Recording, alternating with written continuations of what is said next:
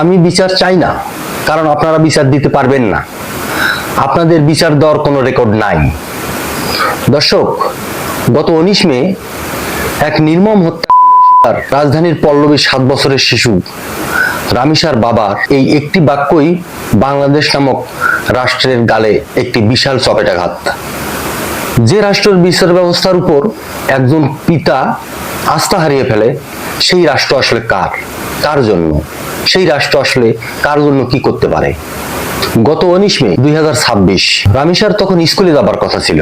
তখন তার মা প্রতিবেশীর ফ্ল্যাটের সামনে তার মেয়ের একজোড়া স্যান্ডেল বা জুতো পরে থাকতে দেখে। তখন তার সন্দেহ হলো দরজা ভেঙে তিনি ভিতরে ঢোকেন, এবং ভিতরে ঢুকে তার চোখে যা পড়ে সেটি সভ্য সমাজে কখনো করতে পারে না। রামিসার মস্তকবিহীন দেহ পড়ে আছে মেঝেতে, আর বাথরুমে পড়ে আছে তার খণ্ডিত মস্তক। প্রতিবেশী সোহেল কেবল তাকে ধর্ষণই করেনি, বরং কুপিয়ে ছোট্ট দেহটাকে ছিন্ন ভিন্ন করে দিয়েছে। এই বিভৎসতা আমাদেরকে দেখিয়ে দিচ্ছে আমরা এক অত্যন্ত অনিরাপদ সময়ে এবং অনিরাপদ দেশে বসবাস করছি। দর্শক, রামিসাই কি শেষ? আপনাদের কি মনে নাই আসিয়া তনুর কথা? এমনই নির্মমভাবে তাদেরকেও হত্যা করা হয়েছিল। গত এপ্রিল 2026-এ নারী এবং শিশু নির্যাতনের মামলা হয় রেকর্ড 2011টি, যা গত 9 মাসের মধ্যে ছিল সর্বোচ্চ। এবং মার্চের তুলনায় এপ্রিলে অপরাধের হারও বেড়েছে প্রায় 36%। দর্শক, এটি খুবই অ্যালার্মিং একটা সিগন্যাল। দর্শক, আরো তথ্য আছে।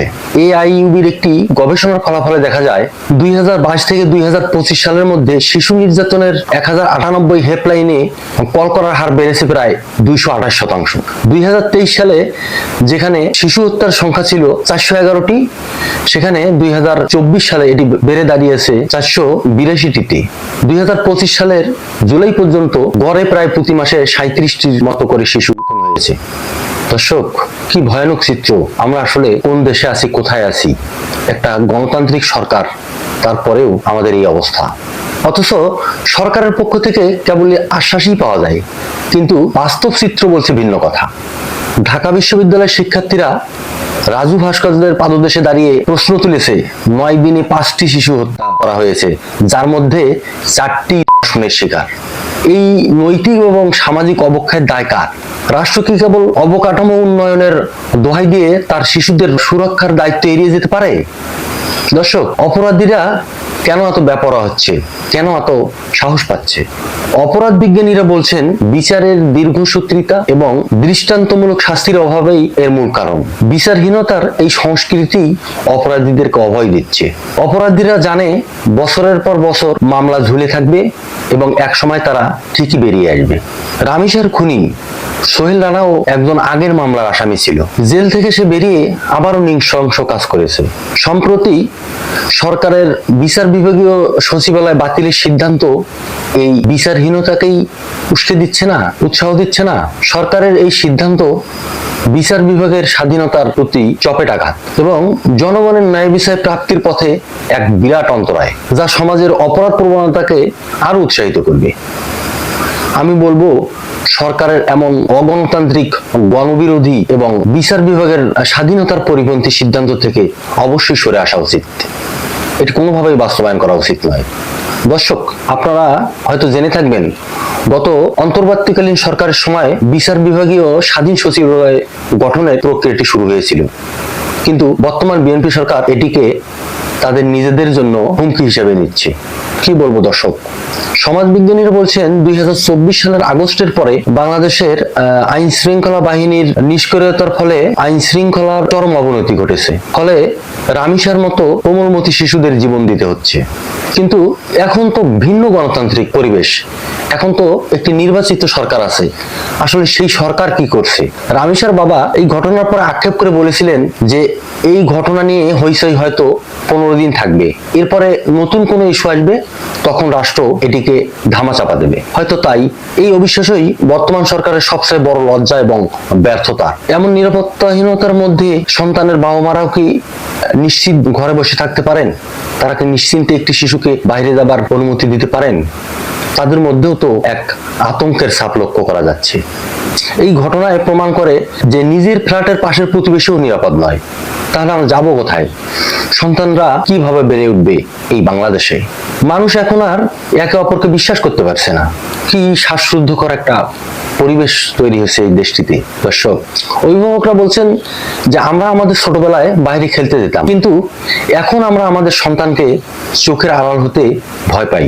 শিশুরাজ সমাজ এবং রাষ্ট্রের কাছে অরক্ষিত। তারা নির্যাতনের কথা বলতে পারে না, আর বললেও সেটাকে সমাজ বা রাষ্ট্র গুরুত্ব দিতে চায় না। এবং খুনিরাও জানে যে শিশুদেরকে টার্গেট করলে বিচারের সম্ভাবনা কম এবং প্রতিবাদের স্বরও নিচু হবে। একটা রাষ্ট্র যখন তার ভবিষ্যৎ প্রজন্মকে একটা নিরাপদ খেলার মাঠ অথবা নিরাপদ আবাসস্থল দিতে ব্যর্থ হয়, তখন ওই রাষ্ট্রের অস্তিত্ব নিয়েই প্রশ্ন ওঠে। দর্শক, রামিসার হত্যাকাণ্ডকে কেন্দ্র করে সরকার নানামুখী সমালোচনার মুখে পড়েছে বলেই মনে হচ্ছে।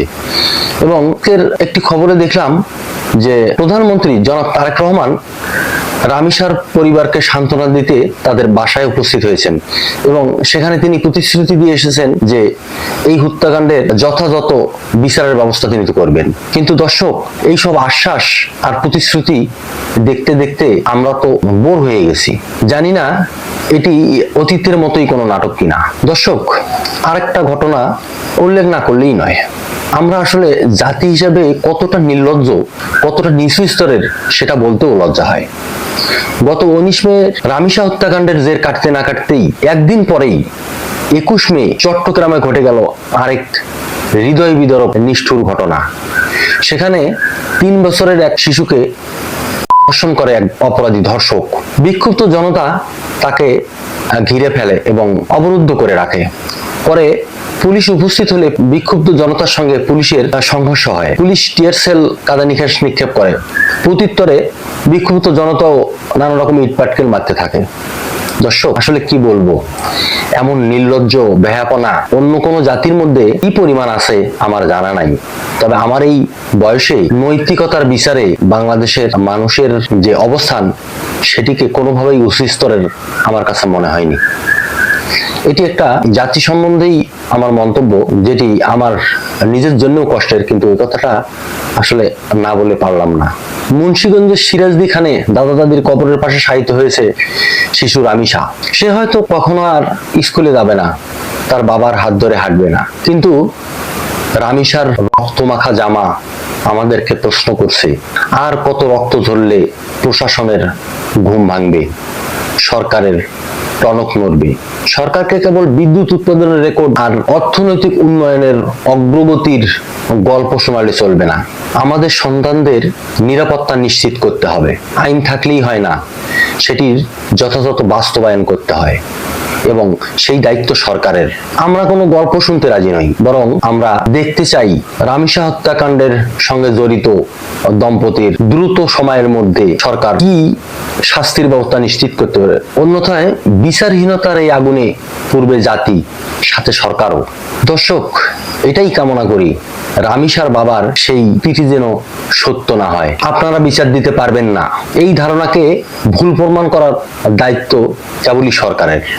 আমি সরকারকে বলতে চাই, সেই ভাইরাল ডায়লগের মতো নাটক কম করো প্রিয়, কাজ বেশি করো।